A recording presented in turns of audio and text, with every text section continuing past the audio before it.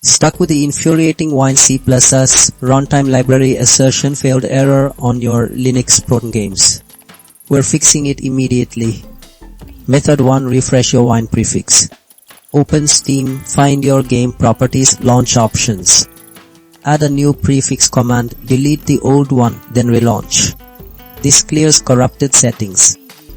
If that doesn't work, the issue might be deeper. Method 2. Reinstall C redistributables. Navigate to your game's Proton System32 folder, delete Runtime DLLs, then use Winatrix for fresh C++ versions. Restart Steam. Still stuck. Corrupted game files are next. Method 3. Right-click Game, Properties, Local Files, Verify Integrity. This replaces damaged data automatically. If that fails, Method 4. Adjust your Proton version.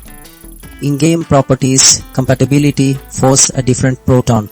Try experimental or older releases. One of these solutions will resolve your C++ of runtime library assertion failed error and get you back to gaming.